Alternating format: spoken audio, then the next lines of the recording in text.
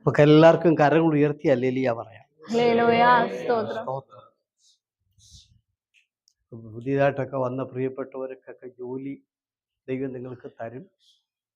ആമേ. ഞാൻ ഒരു വാക്യം നിങ്ങൾക്ക് വേണ്ടി വായിക്കാം. 28:20 വളരെ ശ്രദ്ധിക്കുക കേട്ടോ. ജോലിയില്ലാത്തവര് ഇങ്ങനെയുള്ളവരൊക്കെ ഈ വാക്യം ശ്രദ്ധിക്കണം. യാക്കോബ് ഒരു നേർച്ച നേർന്നു, ദൈവം എന്നോട് കൂടെ ഇരിക്കുകയും ഞാൻ പോകുന്ന ഈ യാത്രയിൽ എന്നെ കാക്കുകയും ഭക്ഷിപ്പാൻ ആഹാരവും ധരിപ്പാൻ വസ്ത്രവും എനിക്ക് തരികയും എന്നെ എന്റെ അപ്പന്റെ വീട്ടിലേക്ക് സൗഖ്യത്തോടെ മടക്കി വരുത്തുകയും ചെയ്യുമെങ്കിൽ യഹോവ എനിക്ക് ദൈവമായിരിക്കും. ഞാൻ തൂണായി നിർത്തിയ ഈ കല്ല് ദൈവത്തിന്റെ ആലയവും ആകും. നീ എനിക്ക് തരുന്ന സകലത്തിലും ഞാൻ നിനക്ക് ദശാംശം തരും. ഇതിന് തയ്യാറാണോ? ആമേ. ബ്രദറെ, ഇതിന് ഞാൻ പറയുന്നതിന് തയ്യാറാണോ? ആണോ? അല്ല, ചുമ്മാ ഒന്നും പറയണ്ട കേട്ടോ. സിസ്റ്റർ തയ്യാറാണോ? ദൈവം എനിക്ക് തന്നാൽ, വാക്യം കേട്ടോ, ഞാൻ പോകുമ്പോൾ എനിക്ക് ആഹാരം തന്നാൽ, എനിക്ക് വസ്ത്രം തന്നാൽ, എൻ്റെ ഭവനത്തിൽ മടക്കി അയച്ചാൽ ഞാൻ അങ്ങോട്ട് എന്ത് ചെയ്തേക്കാം? അതിന് നിങ്ങൾ തയ്യാറാണോ? ദൈവം ഈ രാജ്യത്ത് ജോലി നിങ്ങൾക്ക് തരുമ്പോൾ നിങ്ങൾ അങ്ങോട്ട് എന്ത് ചെയ്യും? അങ്ങോട്ട് യാക്കോബ് പറഞ്ഞു കേട്ടോ, ഞാൻ എന്ത് ചെയ്തേക്കാം? ഞാൻ മരിക്കുന്നത് വരെ നീ എനിക്ക് ദൈവമായിരിക്കും. അത് കഴിഞ്ഞ് പുള്ളി പറഞ്ഞു കേട്ടോ, ഞാൻ മടങ്ങി വരുമ്പോൾ ഇവിടെ ഞാൻ എന്ത് ചെയ്യും? ആരാധനാലയം പണിത് ആരാധിക്കും. മരിക്കുന്നത് വരെ വേർവിട്ട് സ്നാനപ്പെട്ട് ദൈവത്തെ മരിക്കുന്ന വരെ ആരാധിച്ചേക്കാവുന്ന അങ്ങോട്ട് നേർച്ച നേർന്നു. ഇങ്ങോട്ട് തന്നാൽ പ്രൈസ് ദി ലോർഡ്. ഇങ്ങോട്ട് തരുമ്പോൾ ഞാൻ അങ്ങോട്ട് എന്ത് ചെയ്യും? നേർച്ച ചുമ്മാതെ കിട്ടത്തില്ല. നമ്മൾ അങ്ങോട്ട് നമ്മളെ വിട്ടുകൊടുക്കണം. നമ്മളങ്ങോട്ട് നമ്മളെ സമർപ്പിക്കണം. നമ്മളങ്ങോട്ട് ദൈവത്തെ മരിക്കുന്നത് വരെ. യാക്കോബ് അങ്ങനെ പറഞ്ഞു, നീ എനിക്ക് ദൈവമായിരിക്കുന്നല്ലേ പറഞ്ഞേ? ബാക്കി അങ്ങനെയല്ലേ പറഞ്ഞേ? നീ എനിക്ക് ദൈവമായിരിക്കും. മരിക്കുന്നത് വരെ പുള്ളി ഈ ദൈവത്തെ ആരാധിക്കും. ഇവിടെ പള്ളി പണിയും പുള്ളി ദൈവത്തെ ആരാധിക്കും. വിശ്വാസത്തിൽ പോകാമെന്നും ദൈവത്തെ ആരാധിക്കാമെന്നും ദൈവത്തിന് വേണ്ടി നിൽക്കാമെന്നും ആദ്യമേ തീരുമാനിക്കേ. യാക്കോബ് അതാ തീരുമാനിച്ചു. എന്നിട്ട് പറഞ്ഞു, ഞാൻ പോകുന്ന വഴിക്കെല്ലാം എനിക്ക് തരുമ്പം ഞാൻ തിരിച്ചുവിടെ വന്ന് ഇതെല്ലാം ചെയ്തോളാം. അതുകൊണ്ട് നമ്മൾ അങ്ങോട്ട് എന്ത് ചെയ്തു? ഒരു ഉടമ്പടി ദൈവവുമായിട്ട് എടുത്തു. ഒരു നേർച്ച അങ്ങോട്ട് നേർന്നു. ഒരു ഉടമ്പടി അങ്ങോട്ട് ചെയ്തു. ആ ഉടമ്പടി ഒരു തൂണെടുത്ത് നാട്ടി അതിനകത്ത് ഒരു വിളക്ക്, ഒരു എണ്ണയൊക്കെ ഒഴിച്ച് ഒരു തിരിയൊക്കെ കത്തിച്ച് ഉടമ്പടി. 2025 നിന്റെ കുടുംബത്തെ നടത്തുമ്പോൾ, നിനക്ക് ആഹാരം തരുമ്പോൾ, നിനക്ക് വസ്ത്രം തരുമ്പോൾ, ജോലി തരുമ്പോൾ, നന്മ തരുമ്പോൾ, ആരോഗ്യം തരുമ്പോൾ, മടക്കി നമ്മൾ ഏതെല്ലാം കാര്യങ്ങൾ ആവശ്യപ്പെട്ടോ അതെല്ലാം തന്നെ നമ്മളെ മടക്കി വരുത്തുമ്പോൾ അങ്ങോട്ട് എങ്ങനെയായിരിക്കും? അങ്ങോട്ട് എങ്ങനെയായിരിക്കും? പറ. അങ്ങോട്ട് ശരിക്കും ആരാധിക്കാവോ? ഈ വർഷത്തേക്കാൾ കൂടുതൽ ശരിക്കും നിൽക്കാവോ? സ്വത്രം പറഞ്ഞേ. ആമേ. അങ്ങോട്ട് ശരിക്കും നിൽക്കണം, എന്നാലേ ഇങ്ങോട്ടുള്ളൂ. സ്വത്രം. വൺ സൈഡ് അല്ലിത്. നമ്മളെല്ലാം വൺ സൈഡ്. ഇങ്ങോട്ട് തന്നോണം. ആ പണി ഇതിനകത്തില്ല കുഞ്ഞെ. സ്വത്രം പറഞ്ഞേ. അത് ലോകത്തിലാ കേട്ടോ. അതുകൊണ്ട് അങ്ങോട്ട് ഇരട്ടി തീരുമാനം. പിതാക്കന്മാരുടെ വിശ്വാസയാത്രയുടെ മോഡൽ ഞാൻ എപ്പോഴും നിങ്ങളോട് പറഞ്ഞു. എന്താ മോഡലേ? എന്ത് മോഡൽ? അവരെ തൂണ് നാട്ടിയാ കയറിപ്പോണത്. നമ്മളൊരു സാക്ഷി പോലും പറയാതെ അടുത്ത ആഴ്ചത്തേക്ക് പോകണം. ഒരു സാക്ഷി പോലും എന്ത് ചെയ്യല. ആമേ. ഈ മാസം ആരോഗ്യം തന്നെ ദൈവത്തിന് നന്ദി പറയുമോ? ഒന്നുമില്ല. പിതാക്കന്മാർ ഓരോ സ്ഥലത്ത് ചെല്ലുമ്പോൾ ദൈവം അവരെ നടത്തിയതിൻ്റെയും നിറത്തിയതിൻ്റെയും അടയാളമായിട്ട് വരും തലമുറയ്ക്ക് കാണാൻ വേണ്ടി ഒരു തൂണ് അവിടെ നട്ടു. ആമേ. തിരിച്ചേതെങ്കിലും കാലത്ത് മടങ്ങി വരുമ്പോൾ ഈ തൂണ് കാണുമ്പോൾ ദൈവം നടത്തിയത് ഹല്ലേലൂയ പറഞ്ഞ്. അല്ലെങ്കിൽ പിന്നെ അവരെന്ത് ചെയ്യുന്നറിയാവോ? പേര് മാറ്റിയിടും.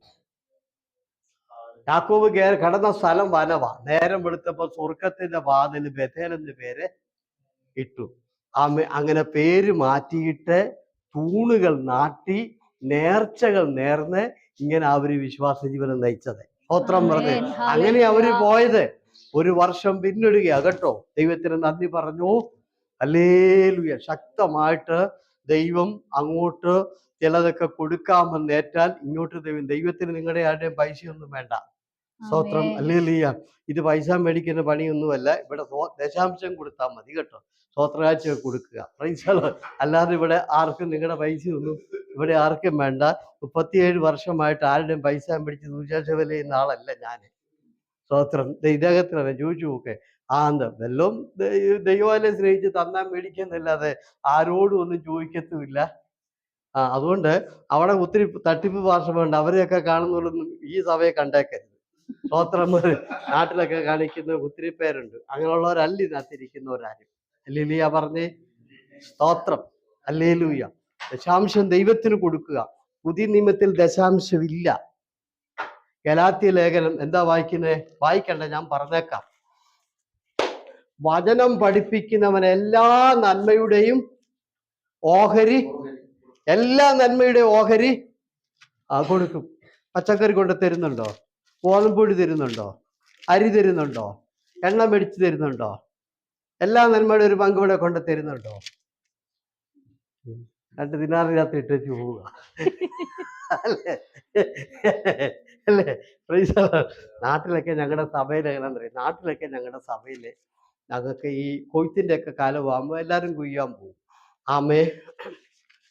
അതുപോലെ ആടിനെ പ്രസവിക്കുമ്പോൾ 3-4 കുട്ടികളുണ്ടെങ്കിൽ ഒരു കുട്ടിയെ സഭയിൽ കൊണ്ടുവന്ന് പാർശ്വക്ക് കൊടുക്കും. പാല് കറന്ന് ആദ്യത്തെ പാല് പാർശ്വക്ക് കൊടുക്കും. പച്ചക്കറി കൃഷി ചെയ്തവരുണ്ട്. അവര് പടവലമാണേലും പയറാണേലും വിളവെടുക്കുമ്പോൾ ആദ്യത്തെ കൊണ്ടുവന്ന പള്ളിയിലെ കൊടുക്കും. ഞങ്ങളുടെ വീട്ടിലെ ഞങ്ങളുടെ അമ്മ എവിടെല്ലാം ഈ കൊയ്യാനൊക്കെ പോകും. അമ്മ പാർശ്വക്കുള്ള നെല്ല് അവിടെ മാറ്റി വെച്ചിട്ട് എല്ലാവരും നെല്ല് കൊണ്ടുവന്ന് പാർശ്വക്ക് കൊടുക്കും. കൊയ്ത്ത് കാലത്തെ കപ്പ പറിക്കുന്ന കാലത്ത് എല്ലാവർക്കും പാർശ്വക്ക് ഇപ്പോഴും അങ്ങനെ കൊടുത്തുകൊണ്ടിരിക്കുന്നു. ഇപ്പോഴും ഞങ്ങളുടെ സഭയിലെ പതിവ് ഓരോ കിലോ അരി എല്ലാവരും ഒരേ ആഴ്ച കൊടുക്കും. ഓരോ കിലോ അരി. അതിന് പിടിയരി എന്നാണ് പറയുന്നത്. നമ്മൾ അരി അടുപ്പിലിടുമ്പോൾ കൈകൊണ്ട് ഇങ്ങനെ വാരി ഇട്ടിട്ട് അത് ഞായറാഴ്ച കൊണ്ടുവന്ന് കൊടുക്കും. എല്ലാ നന്മയുടെ ഓഹരി കൊടുക്കും. ഇവിടെ തരണ്ട, കാരണം എനിക്കിവിടെ ഭാര്യയും പിള്ളേരും ഒന്നുമില്ല. അതുകൊണ്ട് ഇവിടെ തരണ്ട. അതൊന്നും ഓർത്തിട്ട് മേടിക്കണ്ട. ഈ വർഷം പുതിയ ഐറ്റം ഇറക്കും. പുതിയ ഐറ്റം ഇറക്കുവാണെന്ന് ഓർത്തൊന്നും പേടിക്കണ്ട.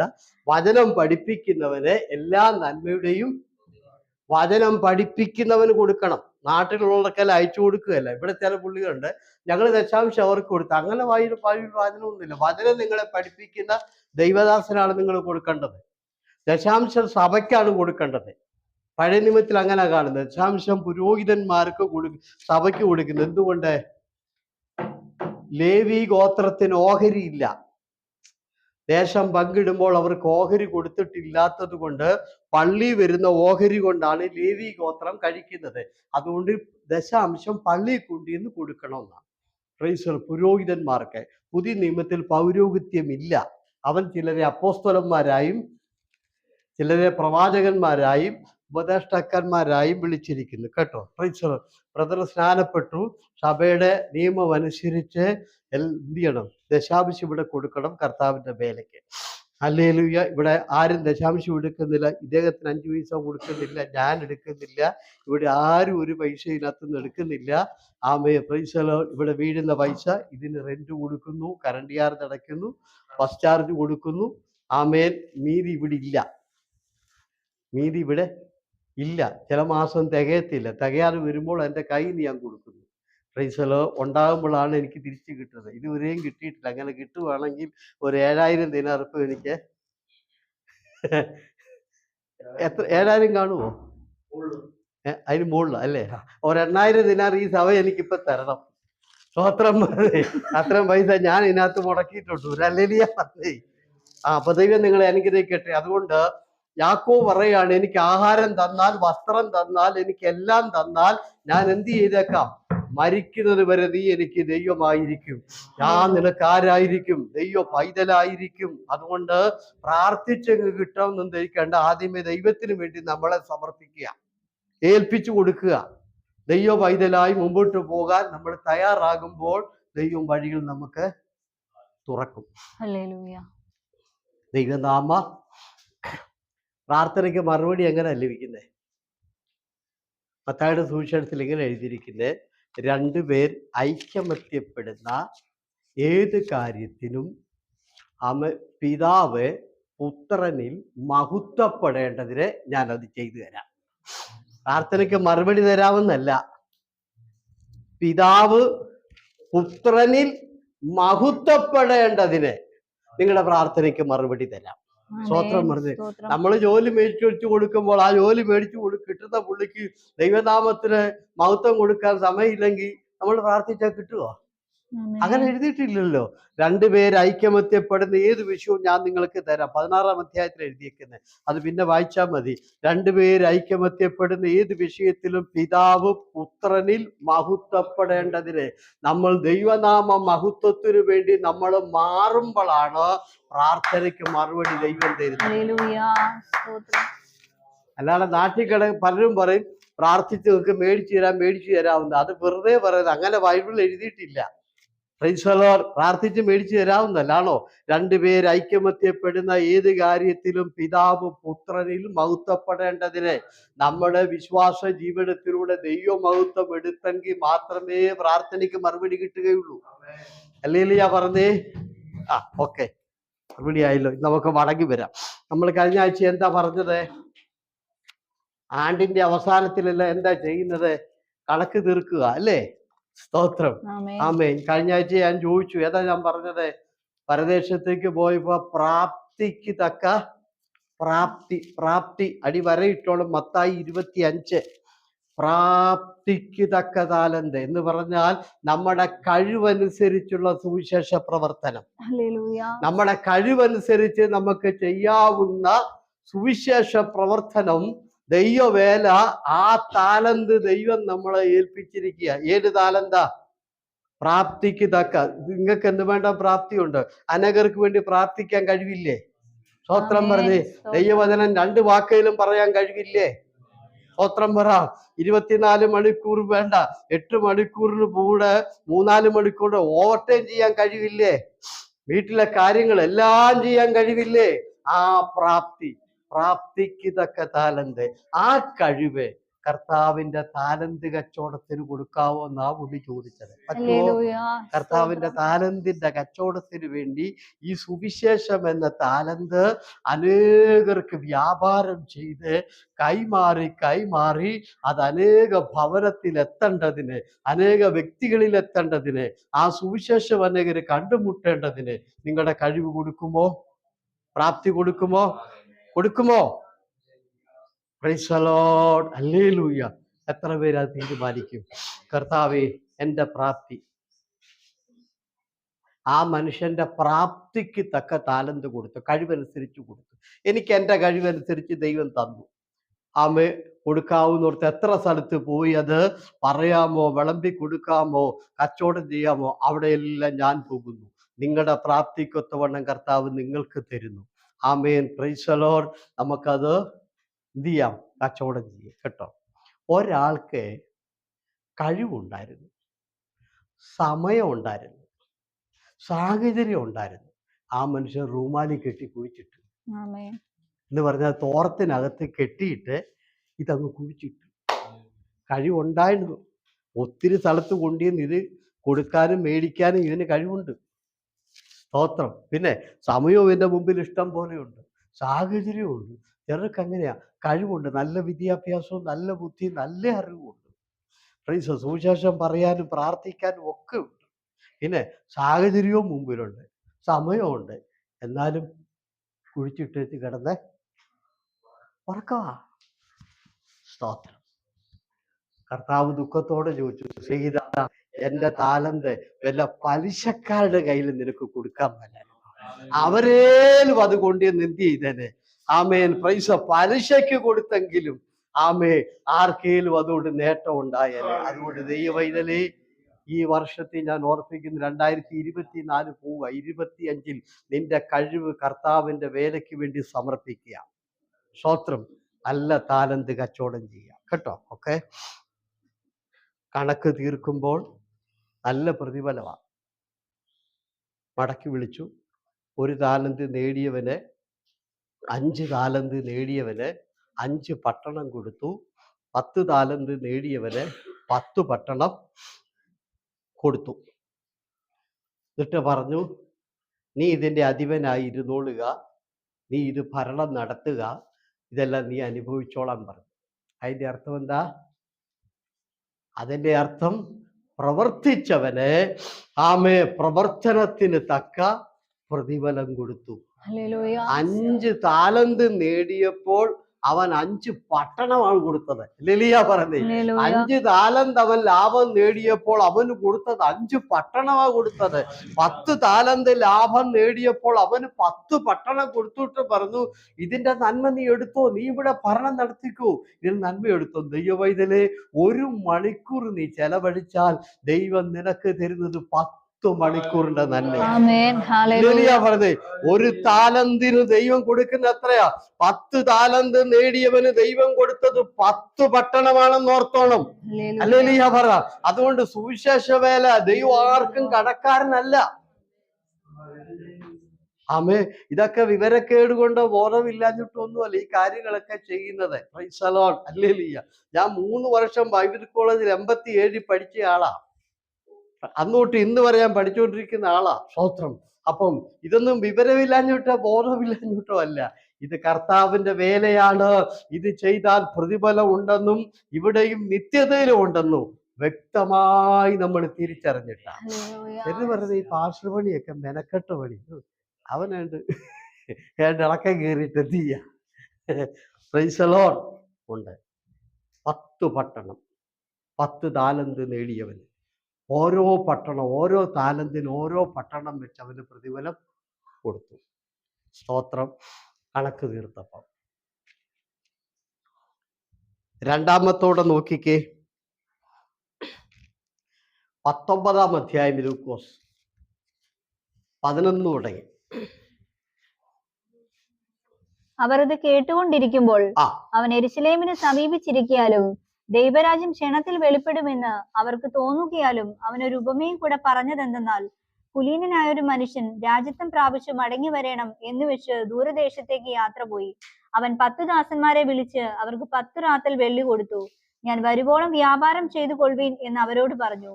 അവന്റെ പൗരന്മാരോ അവനെ പകച്ച് അവന്റെ പിന്നാലെ പ്രതിനിധികളെ അയച്ചു. അവൻ ഞങ്ങൾക്ക് രാജാവായിരിക്കുന്നത് ഞങ്ങൾക്ക് സമ്മതമല്ല എന്ന് ബോധിപ്പിച്ചു. അവൻ രാജ്യത്വം പ്രാപിച്ചു മടങ്ങി വന്നപ്പോൾ താൻ ദ്രവ്യം കൊടുത്തിരുന്ന ദാസന്മാർ വ്യാപാരം ചെയ്ത് എന്ത് നേടി എന്ന് അറിയേണ്ടതിന് അവരെ വിളിപ്പാൻ കൽപ്പിച്ചു. 1-ാമത്തവൻ അടുത്തു വന്നു, കർത്താവെ, നീ തന്ന റാത്തൽ കൊണ്ട് 10 റാത്തൽ സമ്പാദിച്ചിരിക്കുന്നു എന്ന് പറഞ്ഞു. അതിന് അവൻ, നന്ന്, നല്ല ദാസനെ, നീ അത്യല്പത്തിൽ വിശ്വസ്തനായതുകൊണ്ട് 10 പട്ടണത്തിന് അധികാരമുള്ളവനായിരിക്ക എന്ന് കൽപ്പിച്ചു. ദൈവദാസൻ നല്ലതാണ്, ഈ സൗകര്യം നല്ലതാണ് എന്നൊക്കെ നമ്മൾ പറയാറുണ്ടല്ലേ. പറയുന്നത് വളരെ സൂക്ഷിക്കണം കേട്ടോ. ഇതിന്റെ അർത്ഥം കേൾക്കുമ്പോൾ മനസ്സിലാകും. നല്ല ദാസൻ ആരാ? നല്ല ദാസൻ കർത്താവ് വ്യാപാരം ചെയ്യാൻ വേണ്ടി ഇവരുടെ കയ്യിൽ എന്ത് കൊടുത്തു? എന്താ നിങ്ങൾ വായിച്ചത്? 12-ാമത്തെ വാക്യം തുടങ്ങി കണ്ടോ? ഒന്നുകൂടെ വായിച്ച ശരിക്കും കേൾക്കട്ടെ. കാരണം 2025-ൽ നിങ്ങൾ ചെയ്യേണ്ട ചില കാര്യങ്ങൾ പറയാൻ വേണ്ടി ഒന്നുകൂടെ വായിച്ചേ. അവർ ഇത് കേട്ടുകൊണ്ടിരിക്കുമ്പോൾ അവൻ യെരൂശലേമിനെ സമീപിച്ചിരിക്കാലും ദൈവരാജ്യം ക്ഷണത്തിൽ വെളിപ്പെടുമെന്ന് അവർക്ക് തോന്നുകയാലും അവനൊരു ഉപമയും കൂടെ പറഞ്ഞതെന്തെന്നാൽ, കുലീനനായൊരു മനുഷ്യൻ രാജ്യത്വം പ്രാപിച്ചു മടങ്ങി വരേണം എന്ന് വെച്ച് ദൂരദേശത്തേക്ക് പോയി. അവൻ 10 ദാസന്മാരെ വിളിച്ച് അവർക്ക് 10 റാത്തൽ വെള്ളി കൊടുത്തു. ഞാൻ വരുവോളം വ്യാപാരം ചെയ്തു കൊള്ളുവീൻ എന്ന് അവരോട് പറഞ്ഞു. അവന്റെ പൗരന്മാരോ അവനെ പകച്ച് അവന്റെ പിന്നാലെ പ്രതിനിധികളെ അയച്ചു. ഇവിടെ നമ്മൾ മനസ്സിലാക്കേണ്ടത്, ഇവരെ ഇത് ഏൽപ്പിക്കുക. എന്തിനാ ഏൽപ്പിക്കുന്നത്? വ്യാപാരത്തിന്. വെള്ളി ഏൽപ്പിച്ചു, അല്ലെങ്കിൽ സുവിശേഷം ഏൽപ്പിച്ചു. എവിടെയാണ് ഏൽപ്പിച്ചത്? ഏൽപ്പിച്ച പ്ലേസ് കണ്ടോ? സ്ഥലം അടിവരയിട്ട് ഏൽപ്പിച്ച സ്ഥലം എവിടെയാണെന്നറിയാമോ?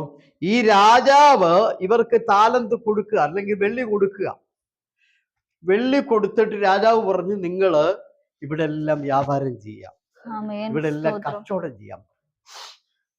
ഉടനെ ആ ദേശക്കാര് പറയാണ്, ഞങ്ങൾക്ക് ഈ രാജാവിനെ വേണ്ട, ഞങ്ങൾക്ക് ഈ രാജാവിനെ രാജാവിനെ വേണ്ട. വേണ്ടാത്തോടത്താണ് ഇത് കച്ചവടം ചെയ്യുന്നത്. ഇതിന്റെ ഉടമസ്ഥനെ ഇവർക്ക് വേണ്ട, ഇതിന്റെ ഉടമസ്ഥനെ ഇവർക്ക് ഇഷ്ടമല്ല. ഈ രാജാവ് ഈ രാജ്യം ഭരിക്കുന്നതോ ഈ രാജാവായിട്ട് അവിടെ ഇരിക്കുന്നതോ ഇവർക്ക് ഇഷ്ടമല്ല. ആ ഇഷ്ടമല്ലാത്തോടത്ത് വേണം ഇദ്ദേഹത്തിന്റെ വെള്ളി വിൽക്കാൻ, അല്ലെങ്കിൽ താലന്ത് വിൽക്കാൻ. മനസ്സിലായോ? തികച്ചും തടസ്സമായിരിക്കുന്നിടത്ത്, തികച്ചും എന്താണ്, എതിർപ്പുകളുടെ നടുവിൽ. എതിർപ്പാ പറഞ്ഞ കേട്ടോ. ഇയാളെ ഞങ്ങൾക്ക് രാജാവായിട്ട് വേണ്ട എന്ന് പറഞ്ഞ് അയാളെ എതിർത്തിട്ട് അയാളുടെ പുറകെ കംപ്ലൈന്റ് ചെയ്തിരിക്കുക, അയാളെ കുറിച്ച് കംപ്ലൈന്റ് ചെയ്തിരിക്കുക. അങ്ങനെ ആ എതിർക്കുന്നവരുടെ നടുവിൽ, ആ വേണ്ടെന്ന് പറഞ്ഞവരുടെ ഇടയ്ക്ക് പ്രൈസ് ദി ലോർഡ് ഇത് കച്ചവടം ചെയ്യണം. 2025 ഇത് നടക്കുവോ? ആമേ. സുവിശേഷ വേലയ്ക്ക് സമയമില്ലെങ്കിലും വഴി അടഞ്ഞിരിക്കുന്നിടത്ത്, വാതിലില്ലാത്തടത്ത്, മുഴുവനും തടസ്സമായിടത്ത് ദൈവത്തെ ആരാധിക്കാൻ പറ്റുമോ? കർത്താവിന്റെ വില ചെയ്യാൻ പറ്റുമോ? അതോ എല്ലാം അനുകൂലമായിടത്താണോ സ്വോത്രം വരുന്നത്? അങ്ങനൊരു ഇതല്ല ഇവിടെ നടക്കുന്നത്.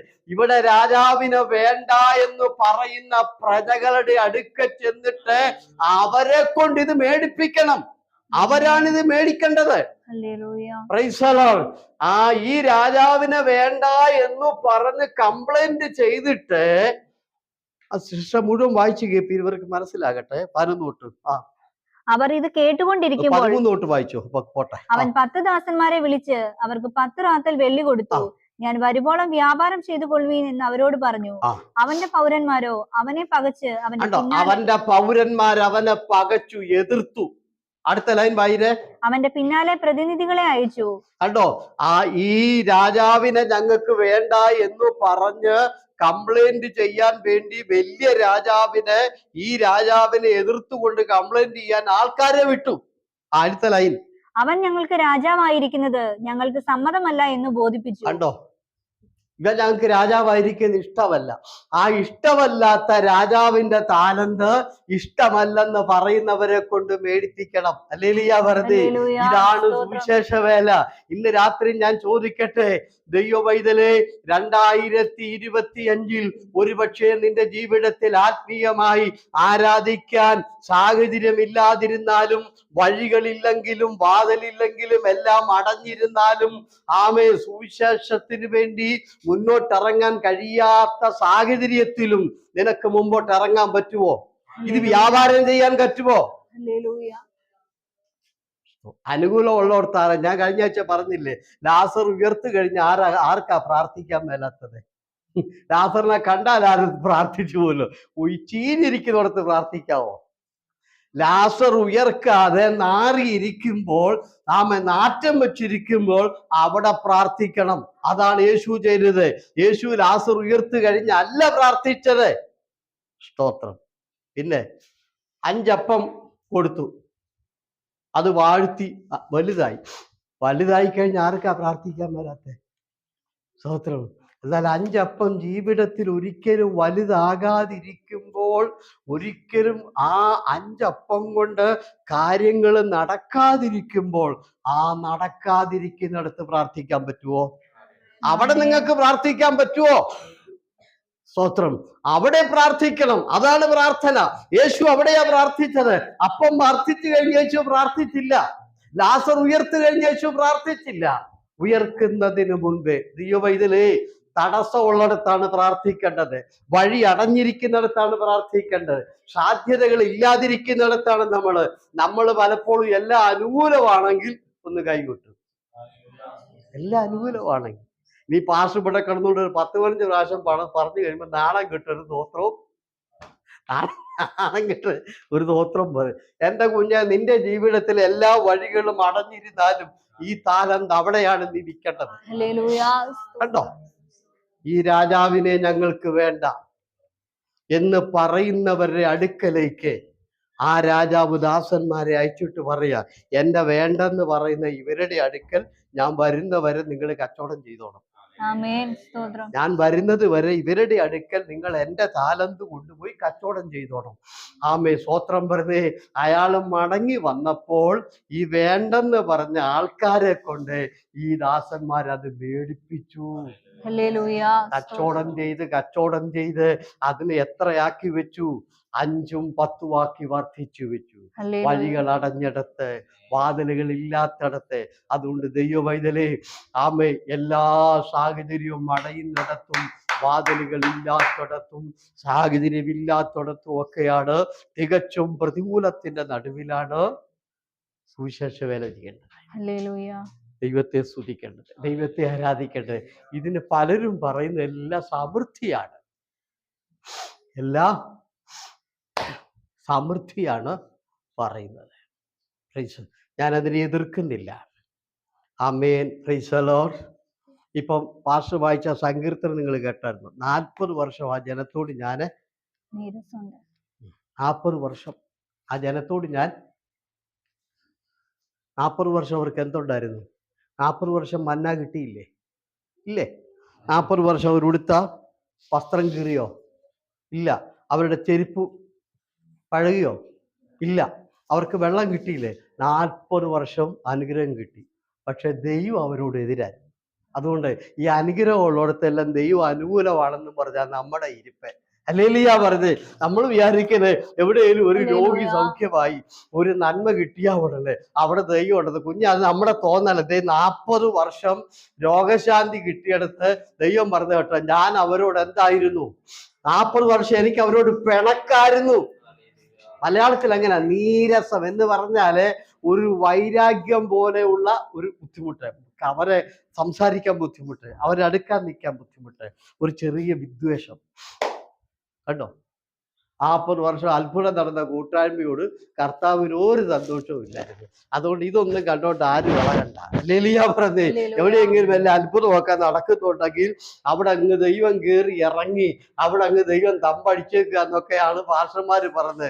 അങ്ങനെയാണെങ്കിൽ ഈ സങ്കീർത്തനം വലിച്ചു കീറി കളയണം. സ്തോത്രം പറഞ്ഞ് 40 വർഷം അത്ഭുതം നടന്നിട്ട് അവരുടെ നടുവിൽ ദൈവത്തിന് എന്തില്ലായിരുന്നു? അവരോട് ദൈവത്തിന് ഇഷ്ടമില്ലായിരുന്നു, അവരോട് താല്പര്യമില്ലായിരുന്നു, അവരോട് കർത്താവിന് സന്തോഷമില്ലായിരുന്നു. 40 വർഷം ഞാൻ ആ ജനത്തോട് നീരസപ്പെട്ടിരുന്നു എന്നാണ് 95-ാം സങ്കീർത്തനത്തിൽ ഇപ്പൊ നമ്മൾ വായിച്ച വാക്യം. അല്ലേ വായിച്ചേ? അവിടെ അടി വരയിട്ടു. ഇവിടെ ഇപ്പം ഒത്തിരി രോഗശാന്തിയൊക്കെ നടക്കുന്നുണ്ട്. നമ്മൾ ഓർക്കുന്ന ഈ രോഗശാന്തി കിട്ടിയ ഉടനെ അവിടെ അങ്ങ് ദൈവം ഇറങ്ങി, സ്വർഗ്ഗം ഇറങ്ങി അങ്ങ് താമസിക്കുകയാണെന്നാ. Praise the Lord. ഹല്ലേലൂയ. ആമേൻ. ദൈവം നിങ്ങളെ സഹായിക്കട്ടെ. മുൻപോട്ട് പോവുകയാണ്. ഒത്തിരി കാര്യങ്ങൾ. മത്തായിയുടെ സുവിശേഷം ഒന്ന് വായിച്ചേ, 11-ാം അധ്യായത്തിന്റെ 29. ചില തെറ്റിദ്ധാരണകൾ നമ്മൾ മാറ്റിപ്പോണം. അതിന് നമ്മൾ ശരിക്കും പഠിക്കുക. 11-ന്റെ 29. ഞാൻ സൗമ്യതയും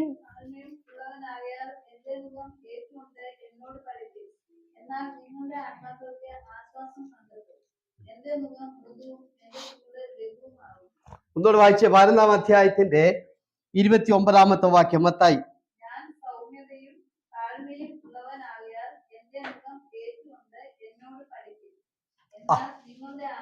നിങ്ങൾ വളരെ ശ്രദ്ധിക്കുക. ഈ തട്ടിപ്പും വെട്ടിപ്പും നിങ്ങൾ തിരിച്ചറിയണം.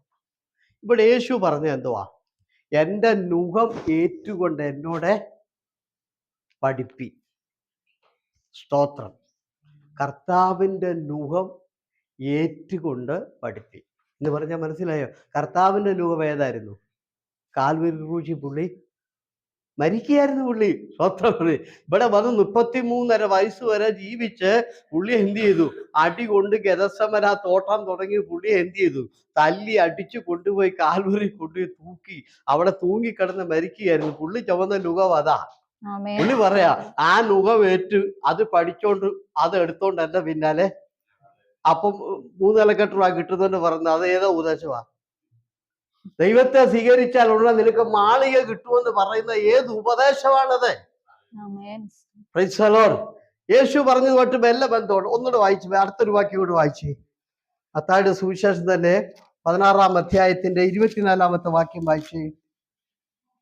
പിന്നെ യേശു ശിഷ്യന്മാരോട് പറഞ്ഞത്, ഒരുത്തൻ എന്റെ പിന്നാലെ വരുവാൻ ഇച്ഛിച്ചാൽ തന്നെത്താൻ ത്യജിച്ച് തന്റെ ക്രൂശ് എടുത്ത് എന്നെ അനുഗമിക്കട്ടെ. ആരെങ്കിലും തന്റെ മതി.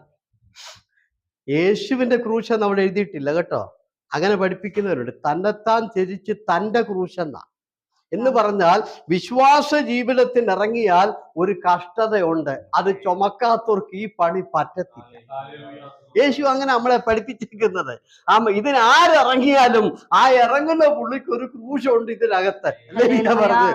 ആ ക്രൂശ് ചുമന്നോണ്ട് മാത്രം ഇതിന്റെ പിന്നാലെ ഇങ്ങോട്ട് വരുന്നവരോടെല്ലാം പറയാ നിനക്ക് കാറാണ്, വണ്ടിയാണ്, ബൈക്കാണ് ആണ്. അതൊക്കെ രണ്ടാം ഭാഗമധികം മക്കളെ. യഥാർത്ഥത്തിൽ വിശ്വാസ ജീവിതത്തിൽ ക്രൂശില്ലാതെ ആർക്കും മുന്നോട്ട് പോകാൻ പറ്റില്ല. ഹല്ലേലൂയ പറഞ്ഞ് ക്രൂശ് കഷ്ടതയാണ്. കണ്ടോ, എന്നെ പിൻഗമിക്കുന്നവൻ അവന്റെ ക്രൂശ് എടുത്ത് എന്റെ പിന്നാലെ വരട്ടെ, അല്ലാത്തവരാരും വരണ്ട. അല്ലാതെ ഒരു കർത്താവ് അല്ലാതെ ആരെയും വിളിച്ചിട്ടില്ല. സ്തോത്രം, സ്തോത്രം പറഞ്ഞ് മറ്റതെല്ലാം വളഞ്ഞ വഴിയാണ്. അത് സുവിശേഷ കച്ചവടം, ലാഭം ഉണ്ടാക്കാൻ വേണ്ടി ഓരോരുത്തർ കച്ചവടമുണ്ട്. അപ്പൊ നിങ്ങൾ വളരെ സൂക്ഷിച്ചു പോവുക. നാട്ടിലൊക്കെ ചെല്ലുമ്പം ഇങ്ങനെ നിങ്ങളെ വിളിക്കുന്നേ, എടാ വന്നിരുന്ന് പ്രാർത്ഥിച്ച് കാർ മേടിയിരടാ, എടാ വന്നിരുന്ന് പ്രാർത്ഥിച്ച് ബൈക്ക് മേടിയിരടാ. അപ്പൊ എന്ത് നല്ല പരിപാടിയായത് അല്ലേ? ഒരു മാസം ജോലിക്ക് പോകാതെ പുള്ളിയുടെ കീഴിൽ പോയിരുന്ന് പ്രാർത്ഥിച്ചാൽ പിറ്റേ മാസം കാറ്, ബൈക്ക്. യേശു പറഞ്ഞത് എന്റെ പിന്നാലെ വരുന്നെങ്കിൽ നിനക്കൊരു ക്രൂശ് എടുക്കാതെ എന്റെ പിന്നാലെ ആർക്കും വരാൻ, തീർത്തും പറഞ്ഞു ആർക്കും വരാൻ പറ്റത്തില്ലെന്ന് കർത്താവ് പറഞ്ഞു. എന്റെ പിന്നാലെ ആര് വന്നാലും തന്നെത്താൻ ത്യജിക്കണം. ആദ്യം നമ്മളെ ത്യജിക്കണം. നമ്മുടെ ആഗ്രഹങ്ങൾ ഇല്ലാതാക്കണം, നമ്മുടേതായ ഇഷ്ടങ്ങൾ ഇല്ലാതാക്കണം, നമ്മുടെ താല്പര്യങ്ങൾ ഇല്ലാതാക്കണം. നമ്മളെ ഉള്ളിലിരിക്കുന്നത് മുഴുവനും ത്യജിച്ച് കളഞ്ഞിട്ട് ഒരു കഷ്ടതയുടെ ക്രൂശുണ്ട്, അതെടുക്കാതെ ആർക്കും വിശ്വാസത്തിൽ പോകാൻ പറ്റത്തില്ല. യേശു അങ്ങനെയാണ്. യേശു ക്രൂശ് എടുത്തത് എങ്ങനെയാ? ഗെത്സമന തോട്ടത്തിൽ പ്രാർത്ഥിച്ചു അല്ലേ? എന്താ പ്രാർത്ഥിച്ചെന്നറിയാവോ? യേശു പ്രാർത്ഥിച്ചത്, യേശു ത്യജിക്കുകയായിരുന്നു. എന്തേ? തൻ്റെ ആഗ്രഹം. തൻ്റെ ആഗ്രഹം എന്തായിരുന്നു? കഴിയുമെങ്കിൽ ഈ പാനപാത്രം. അതായിരുന്നു പുള്ളിയുടെ ആഗ്രഹം. കർത്താവേ, എനിക്കിത് ചുമക്കാൻ പറ്റത്തില്ല, എനിക്കിത് ചുമക്കുന്നതിന് ഇഷ്ടമില്ല, എനിക്കിതിനോട് താല്പര്യമില്ല. പക്ഷേ ആ ഇഷ്ടം കർത്താവ് അവിടെ ത്യജിച്ചു. ഹല്ലേലൂയ. ആ ഇഷ്ടം അങ്ങോട്ട് ത്യജിക്കുന്ന സമയം വായിക്കുന്ന ഇങ്ങനെയാണ്, ഈ രോമകൂപങ്ങളിൽ കൂടെ രക്തം പുറത്തു വന്നെന്നാ. അത്രയ്ക്ക് കട്ടിയ. കാരണം പുള്ളിയുടെ ജീവിതത്തിൽ ഒരിക്കലും ഈ പാവമെല്ലാം കൂടെ ചുമക്കുന്നതിൽ പുള്ളിക്ക് ഒരു താല്പര്യമില്ലായിരുന്നു. 3 വട്ടം അത്, പിതാവേ കഴിയുമെങ്കിൽ ഈ പാനപാത്രം മാറ്റണം, ഈ പാനപാത്രം മാറ്റണം. അവസാനം കർത്താവ് തൻ്റെ ഇഷ്ടം ത്യജിച്ചു. ഇപ്പോഴും നമ്മുടെ ഇഷ്ടവും താല്പര്യവും ത്യജിച്ചിട്ടല്ല ആരാധനയ്ക്ക് വന്നേക്കുന്നത്. നമ്മളിപ്പോഴും ലോകപരമായ പലരും നമ്മുടെ ഉള്ളിലിട്ട് ഇങ്ങനെ താലോലിപ്പിച്ചു കൊണ്ടിരിക്കുക അല്ലേ? തന്നെത്താൻ ത്യജിച്ച് നമ്മുടെ പല ഇഷ്ടങ്ങളും ത്യജിക്കണം, അത് മാറ്റി വെക്കണം. സ്തോത്രം, അതില്ലായ്മ ചെയ്യണം. എങ്കിൽ മാത്രമേ യേശുവിനെ നമുക്ക് പിൻഗമിക്കാൻ കഴിയുകയുള്ളൂ. പത്രോസ് പറഞ്ഞുകൊണ്ട് നോക്കിക്കേ, 1 പത്രോസ് 2-ാം അധ്യായത്തിന്റെ 20-ാമത്തെ വാക്യം നോക്കിക്കേ. വേഗം വേഗം പോണം. കർത്താവും രക്ഷിതാവുമായ യേശുക്രിസ്തുവിന്റെ പരിജ്ഞാനത്താൽ ലോകത്തിന്റെ മാലിന്യം വിട്ടോടിയവർ അതിൽ വീണ്ടും കുടുങ്ങി തോറ്റുപോയാൽ അവരുടെ ഒടുവിലത്തെ സ്ഥിതി ആദ്യത്തേതിനേക്കാൾ അധികം വഷളായിപ്പോയി. തങ്ങൾക്ക് ഏൽപ്പിച്ചു കിട്ടിയ വിശുദ്ധ കൽപ്പനയെ നീതിയുടെ വഴി അറിഞ്ഞ ശേഷം വിട്ടുകളയുന്നതിനേക്കാൾ അത് അറിയാതിരിക്കുന്നത് അവർക്ക് നന്നായിരുന്നു. 1 പത്രോസ് 2:20 വായിച്ചേ. 2 പത്രോസ്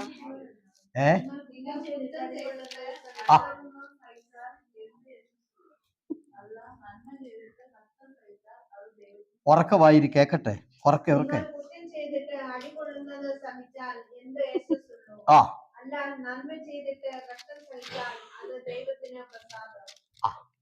കർത്താവ് പറഞ്ഞു കേട്ടോ, നമ്മൾ കുറ്റം ചെയ്തിട്ട് അടികൊള്ളും. കർത്താവ് പറഞ്ഞു അതിന് എനിക്ക് പ്രസാദമൊന്നുമില്ല. എൻ്റെ പേർക്ക് നിങ്ങൾ എന്തേലും കഷ്ടം സഹിച്ചോ, ഞാൻ എന്ത് ചെയ്യാം. 2024 ഇവിടെ ഒത്തിരി ബുദ്ധിമുട്ടി. അത് സുവിശേഷ വേലയ്ക്ക് വേണ്ടിയല്ല, അവയ്ക്ക് വേണ്ടിയാണോ? ആ വീട്ടുകാര്യത്തിന് വേണ്ടിയും നിങ്ങളുടെ കുഞ്ഞുങ്ങളെ നോക്കാൻ വേണ്ടി, നിങ്ങൾ ഹോസ്പിറ്റലിൽ പോകാനും നിങ്ങളുടെ ആവശ്യങ്ങൾക്ക് വേണ്ടിയും ഒക്കെ നിങ്ങൾ ഒത്തിരി ബുദ്ധിമുട്ടി. പക്ഷെ ഞാൻ ചോദിക്കുന്നത്, ഇത് കർത്താവിന് വേണ്ടി എന്തെങ്കിലും ബുദ്ധിമുട്ടിയോ? Price the Lord. കർത്താവ് നമ്മുടെ ഈ സഭയ്ക്ക് വേണ്ടി 2024 ഞാൻ എന്ത് ചെയ്തു? ബുദ്ധിമുട്ടി, കഷ്ടപ്പെട്ടു, പ്രയാസപ്പെട്ടു. ജോലിയിലെ ബ്രദറൊക്കെ ഒത്തിരി കഷ്ടപ്പെട്ടു. സ്വന്തം ഹല്ലേലൂയ കുഞ്ഞുങ്ങളെ വളർത്താനും നോക്കാനും ഒക്കെ. പക്ഷെ എൻ്റെ ചോദ്യം അതല്ല, കർത്താവിന് വേണ്ടി കഷ്ടപ്പെട്ടോ? ആമേൻ, ആമേൻ, ആമേൻ. ലോകപരമായി ആമേൻ നിങ്ങൾ ഒരു പക്ഷേ കഷ്ടപ്പെടുന്നുണ്ടായിരിക്കാം. ലോകപരമായി വേദനയൊക്കെ, അത് നിങ്ങൾ കുറ്റം ചെയ്തിട്ട് അടി കൊള്ളുന്നത്, അത് നിങ്ങൾ ചെയ്ത ദോഷം, നിങ്ങൾ ചെയ്ത കയ്യിലിരിപ്പുണ്ടാ. പക്ഷെ എനിക്ക് വേണ്ടി നിങ്ങൾ തല്ലുവല്ലോ കൊണ്ടോ? എനിക്ക് വേണ്ടി നിങ്ങൾ എന്തെങ്കിലും ചെയ്തോ? സ്വത്രം പറഞ്ഞ് കർത്താവിന്റെ വേലയ്ക്ക് വേണ്ടി എന്തെങ്കിലും കഷ്ടത സഹിച്ചോ? സ്വത്രം പറ. Hallelujah, amen, praise the Lord. അതിനു വേണ്ടി എന്തെങ്കിലും വേദന സഹിച്ചോ? അത് കർത്താവ്. Price the Lord, hallelujah. ഒത്തിരി കഷ്ടപ്പെട്ടു, ബുദ്ധിമുട്ടി. അത് നിങ്ങളുടെ ശാരീരികമായ ബുദ്ധിമുട്ട് കൊണ്ടും രോഗം കൊണ്ടും ഇല്ലായ്മ കൊണ്ടും പൈസയുടെ ബുദ്ധിമുട്ട് കൊണ്ടും പ്രയാസം കൊണ്ടും ഒക്കെ കഷ്ടപ്പെട്ടു. ഞാൻ അതിനെ കണ്ണിച്ച് പറഞ്ഞതല്ല. പക്ഷെ നമ്മൾ കർത്താവിന് വേണ്ടി, വേലയ്ക്ക് വേണ്ടി എന്തെങ്കിലും പെട്ടോ? സ്വർഗത്തിലെ കണക്കതാണ്.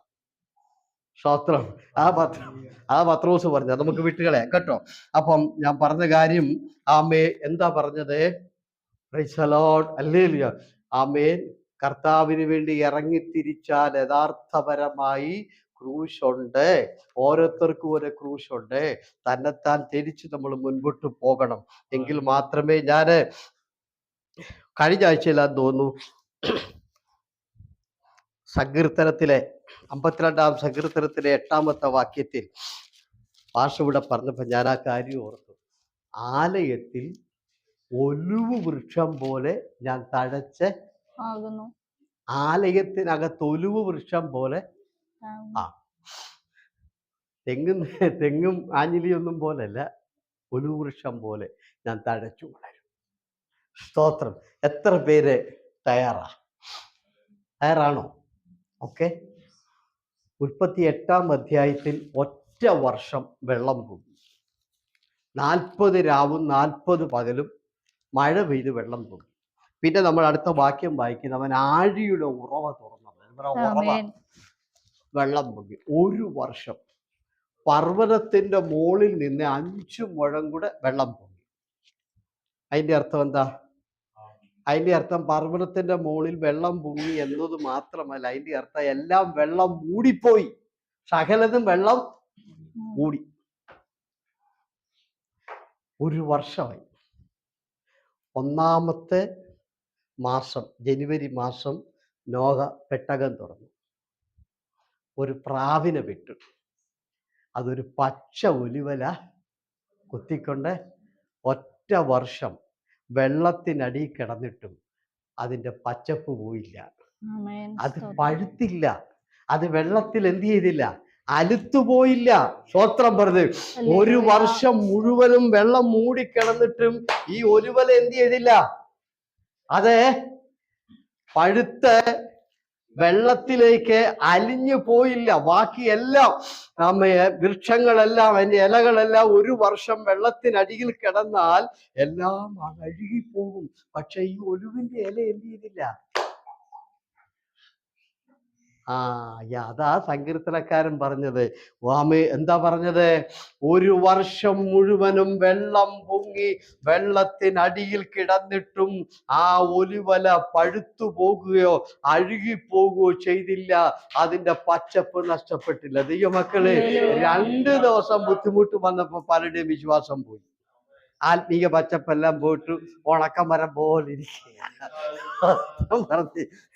2 ദിവസത്തെ പ്രതികൂലം ആഞ്ഞടിച്ചപ്പോൾ പോലും ആരാധന നടത്തി വെച്ച പലരുമുണ്ട്.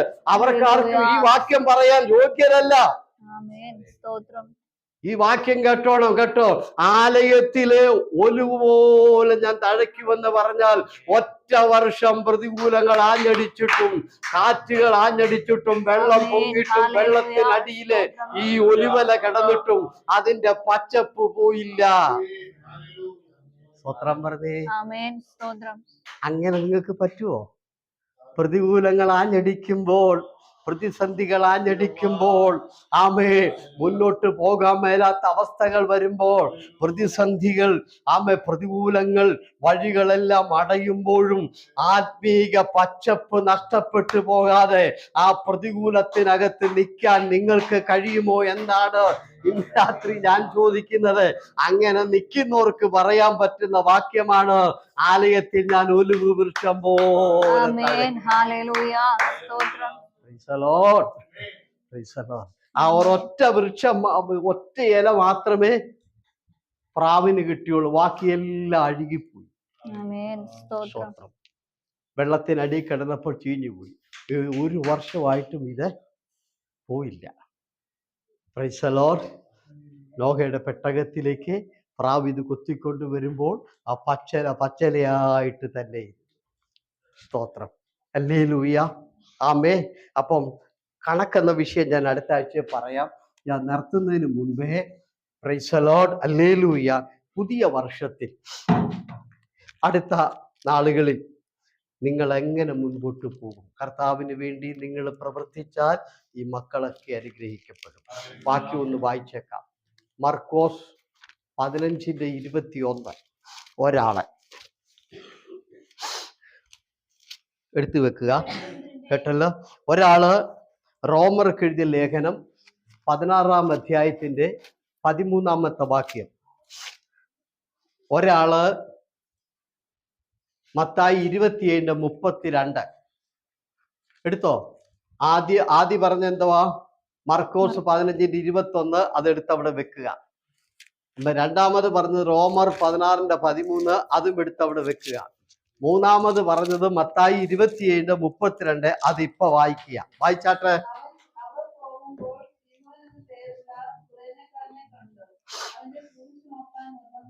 അത്രയും മതി. രണ്ടാമത്തെ വാക്യം 16:13 വേണം. ഇപ്പൊ ഞാൻ പറയുമ്പോൾ അതെനിക്ക് വായിച്ചു തരണം കേട്ടോ. ഓക്കെ. ഇവിടെ യേശുവിനെ കാൽവറിയിലേക്ക് ക്രൂശിക്കാൻ കൊണ്ടുപോവുകയാണ്. ആമേ. കണ്ടല്ലോ? 27:32 ഒരു വലിയ വിലാപയാത്രയാ. മത്തായി 27:32 കണ്ടോ? വലിയൊരു വിലാപയാത്ര യേശുവിനെ ഇങ്ങനെ കൊണ്ടുപോവുകയാണ്. ആമേൻ. സ്തോത്രം. അന്നത്തെ ദിവസം പെസഹ അടുത്തിരിക്കുക. അപ്പൊ യേശു നിലത്ത് വീണു. എഴുന്നേക്കാൻ മേലെ യേശു. ഈ ക്രൂശിന്റെ വെയിറ്റ് ഭയങ്കര. തലയിലെ 72 മുള്ളുകൾ കൊണ്ടുണ്ടാക്കിയ ഒരു മുൾക്കിരീടം അടിച്ചിറക്കിയിട്ടുണ്ട്. 72 കിഴുത്തേ കൂടെ രക്തം വന്നുകൊണ്ടിരിക്കുകയാണ്.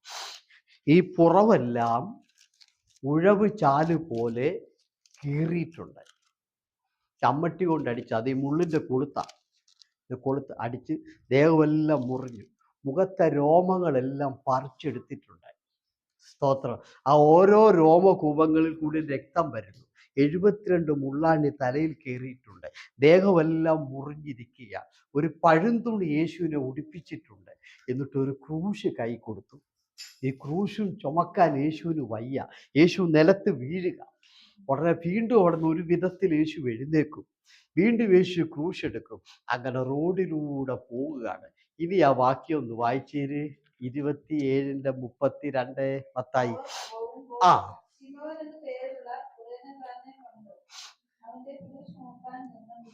ഇങ്ങനെ റോഡിലൂടെ പോവുക ഈ ക്രൂശ് ചുമന്നോണ്ട്. ഇപ്പൊ റോമൻ ശതാധിപൻ, അതായത് ക്യാപ്റ്റൻ, അദ്ദേഹമാണ് ഈ യാത്ര നയിക്കുന്നത്. അദ്ദേഹം യേശുവിനെ പീലാത്തോസിന്റെ കൊട്ടാരം തുടങ്ങി യേശുവിനെ നോക്കുന്നുണ്ട്. യേശു വീഴുന്നു, എടുക്കുന്നു. ഇദ്ദേഹം ഇങ്ങനെ നോക്കിയപ്പോൾ ഒരു കാര്യം മനസ്സിലായി. ഈ മനുഷ്യൻ കാൽവറി വരെ ചെല്ലത്തില്ല. ഇടയ്ക്ക് ഈ മനുഷ്യൻ എന്ത് ചെയ്യും? മരിച്ചു. അതുകൊണ്ട് ഈ മനുഷ്യനെ കാൽവറി വരെ കൊണ്ടുപോയി ക്രൂശിക്കാൻ പറ്റില്ല. കാരണം ഇദ്ദേഹത്തിന് ക്രൂശ് എടുക്കാൻ മേല. അന്നേരം ഇദ്ദേഹം നോക്കി, ആരെ കൊണ്ടെങ്കിലും ഈ ക്രൂശ് ഒരല്പസമയം യേശുവിനെ ഒന്ന് സഹായിക്കാൻ വേണ്ടി ആരെ കിട്ടുമെന്ന് ഇങ്ങനെ നോക്കി. റോമാക്കാരെ നോക്കി. റോമാക്കാര് ക്രൂശ് എടുക്കത്തില്ല. അവർക്ക് നാണക്കേടാ. ക്രൂശ് ഒരു പുച്ഛമാണ്. ഇന്ന് റോമൻ കത്തോലിക്കരുടെ പള്ളിക്കകത്ത് എത്ര പട നീളത്തിലായിരിക്കുന്നത്? കഴുത്തേല്, പള്ളിയില്, അവരുടെ കുരിശും തൊട്ടികളില്, വീട്ടിലെല്ലാം ക്രൂശാ. അന്ന് യേശുവിനെ ക്രൂശ് ചുമന്നോണ്ട് പോയപ്പോ കാർക്കിച്ച് തുപ്പിയ കൂട്ടരാ അവര്. ആമേൻ. ഒറ്റ റോമാക്കാർ യേശുവിന്റെ ക്രൂശ് എടുക്കാൻ വന്നില്ല. ആമേൻ. പിന്നെ പോയിട്ടുള്ളത് ഗ്രീക്കുകാരാ. അവർ ഈ ക്രൂശൻ ഒട്ടും തൊടത്തില്ല. കാര്യം അവർക്ക് ക്രൂശ് എന്ന് പറയുന്നത് പ്രൈസലോ വെറും ഒരു പുച്ഛമാണ് അവർക്ക്. ഗ്രീക്കുകാരെ അറിയാമല്ലോ, അരിസ്റ്റോട്ടില്, പ്ലേറ്റോ ഒക്കെയാ, വലിയ തത്വചിന്തകന്മാരൊക്കെയാ. അവരൊന്നും ഇത് തൊടത്തില്ല. യഹൂദന്മാരൊട്ടും തൊടുകയില്ല. പ്രൈസലോ, യഹൂദന്മാരൊട്ടും തൊടത്തില്ല. അവർക്ക് പെസഹാ പെരുന്നാളാണ്, ക്രൂശ് തൊടാൻ പറ്റത്തില്ല അവർക്ക്. അപ്പൊ റോമൻ കത്തോലിക്കർ തൊടത്തില്ല, ഗ്രീക്കുകാർ തൊടത്തില്ല, യഹൂദന്മാർ തൊടത്തില്ല. ഇദ്ദേഹം ഒന്ന് വിഷമിച്ച്, കാര്യം യേശുവിനൊരു ചുമക്കാൻ പറ്റുന്നില്ല. ആരെ കിട്ടുമെന്നോർത്ത് ഇങ്ങനെ ഇരിക്കുമ്പോഴാണ് മർക്കോസ് 15:21 വായിക്കൂ. അലക്സാണ്ടറിന്റെയും രൂഫോസിന്റെയും അപ്പനായി വയലിൽ നിന്ന് വരുന്ന കുറേനക്കാരനായ ശീമോനെ അവന്റെ ക്രൂശ് ചുമപ്പാൻ അവർ നിർബന്ധിച്ചു. അന്നേരമാണ് ശതാധിപനിങ്ങനെ നോക്കുമ്പോൾ ഈ രണ്ട് ആമക്കളുടെ ഒരു അപ്പൻ, ശീമോൻ എന്നാണ് അദ്ദേഹത്തിന്റെ പേര്, അദ്ദേഹം വയലിൽ നിന്ന് ഇങ്ങനെ കയറി വരിക, ഈ റോഡിലോട്ട് കയറി വന്നപ്പോൾ ശതാധിപൻ അല്ലെങ്കിൽ ക്യാപ്റ്റന് മനസ്സിലായി, ഇവൻ റോമാക്കാരനല്ല, ഇവൻ യഹൂദനുമല്ല, ഇവൻ ഗ്രീക്കുകാരനുമല്ല. കണ്ടപ്പോഴേ മനസ്സിലായി ഇവൻ ആരാന്നാ വായിച്ചത്? അലക്സാണ്ടറിന്റെയും രൂഫോസിന്റെയും അപ്പനായി വയലിൽ നിന്ന് വരുന്ന കുറേന നാട്, ലിബിയ, ആഫ്രിക്കക്കാരൻ. ഇവനെ കണ്ടപ്പോഴേ മനസ്സിലായി ഇവൻ ആഫ്രിക്കക്കാരനാണ്. ഓടിച്ചെന്ന് ശതാധിപൻ പറഞ്ഞു, സ്നേഹിതാ, നീ ആ ക്രൂശ് എടുക്കണം. ആഫ്രിക്കക്കാരൻ മുൻപോട്ട് വന്ന് യേശുവിന്റെ ക്രൂശിലേക്ക് അവന്റെ തോള് കൊടുത്തു. ഒരല്ലേലിയ പറഞ്ഞേ. റോമക്കാരതിനെ കാർക്കിച്ചു തുപ്പിയപ്പോൾ, ഗ്രീക്കുകാരതിനെ തള്ളിക്കളഞ്ഞപ്പോൾ, യഹൂദന്മാരതിനെ തള്ളിക്കളഞ്ഞപ്പോൾ, ആഫ്രിക്കക്കാരൻ ഓടി വന്ന് തോളിലേക്ക് അത് കൊടുത്തു. സ്തോത്രം പറഞ്ഞേ. ഇന്ന് മർത്തോമാക്കാരുടെയും കത്തോലിക്കരുടെയും ഒക്കെ വീടുകളിലൊക്കെ ഇതങ്ങ് തൂക്കിയിട്ടിരിക്കുകയല്ലേ. സ്തോത്രം പറഞ്ഞ്.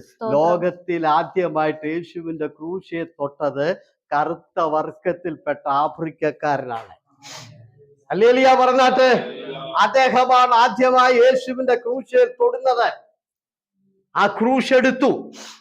ശീമോൻ യേശുവിന്റെ ക്രൂശിലേക്ക്, തോളിലേക്ക് അതിന്റെ ഒരു അറ്റം കൊടുത്തു. യേശുവിന് ഒരു അല്പ പെടലി നിന്നു. ഇതുവരെ യേശുവിന് നേരെ വരത്തില്ലായിരുന്നു. ഓക്കെ, അത്രയും കണ്ടല്ലോ. അത് നമ്മുടെ വിഷയമല്ല.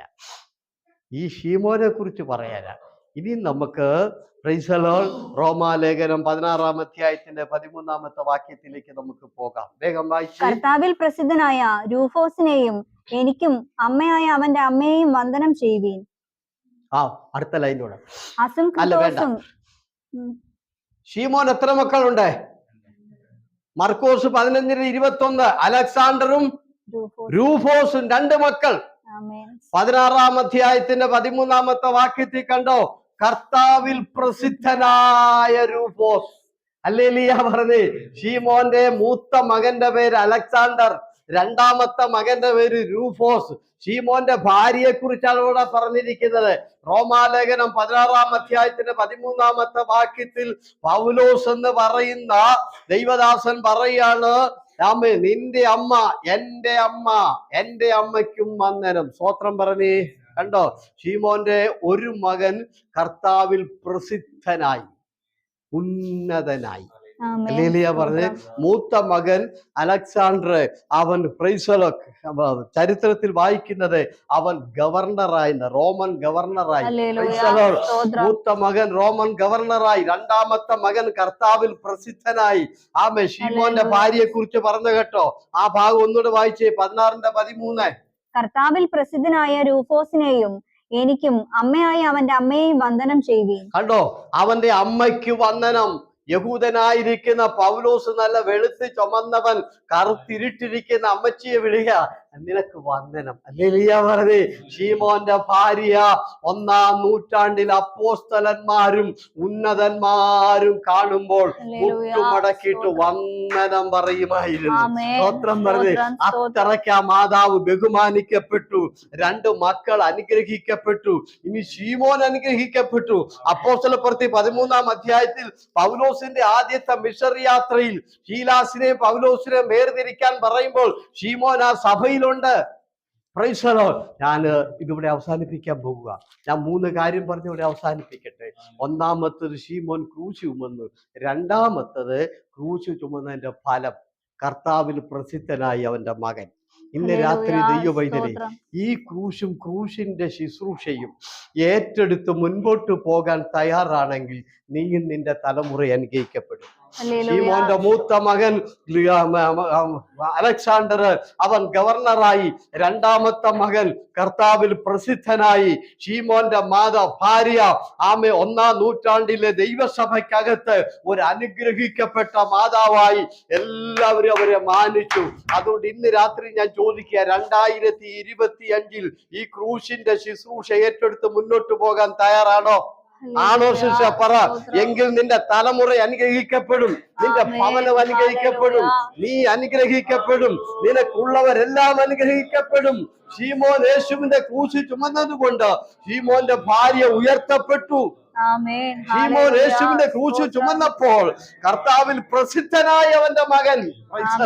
ശീമോൻ യേശു ക്രൂശ് ചുമന്നപ്പോൾ അവന്റെ മൂത്ത മകൻ കർത്താവിൽ പ്രസിദ്ധനായി. ശീമോൻ ക്രൂശ് ചുമന്നപ്പോൾ ദൈവസഭയിലെ വലിയൊരു വ്യക്തിയായി അദ്ദേഹം മാറി. എത്ര പേര് ഇന്ന് രാത്രി തീരുമാനിക്കും 25ലേക്ക് കടക്കുന്നതിന് മുമ്പ് ഈ ക്രൂശിന്റെ വേല, ഈ ക്രൂശിന്റെ വചനം, ഈ ക്രൂശിന്റെ സുവിശേഷീകരണം എന്റെ കുടുംബം ഏറ്റെടുക്കുന്നു, ഞാനത് ഏറ്റെടുക്കുന്നു. ഹല്ലേലൂയ. ഇന്ന് രാത്രി അതിനുവേണ്ടി എത്ര പേര് സമർപ്പിക്കും? വരും വർഷങ്ങളിൽ ഞാൻ നിനക്ക് ഉറപ്പു തരുന്നു, നീ നിന്റെ കുടുംബവും നിന്റെ തലമുറയെ അനുഗ്രഹിക്കപ്പെടും. എത്ര പേര് തീരുമാനിച്ച് കരങ്ങൾ ഉയർത്തിക്ക്? വെറുതെ പറയല്ല. പറ്റുമോ? ഈ ക്രൂശ് ഏറ്റെടുത്തുകൊണ്ട്, ഈ ക്രൂശിന്റെ വചനം ഏറ്റെടുത്തുകൊണ്ട് വരുന്ന നാളുകളിൽ മുൻപോട്ട് പോകാൻ നീ തയ്യാറാകുന്നെങ്കിൽ ദൈവവൈദ്യരെ തീർച്ചയായും ദൈവം നിന്നെ മാനിക്കും. ഇനി നമുക്ക് എല്ലാവർക്കും എഴുന്നേറ്റ് നിൽക്കാം. ആരാധനയ്ക്കുള്ള സമയമാണ്. എല്ലാവരും എഴുന്നേറ്റ് നിന്നാട്ടെ. യേശുവിന്റെ നാമത്തിൽ ജയം വരുന്നു. യേശുവിന്റെ നാമത്തിൽ ജയം വരുന്നു.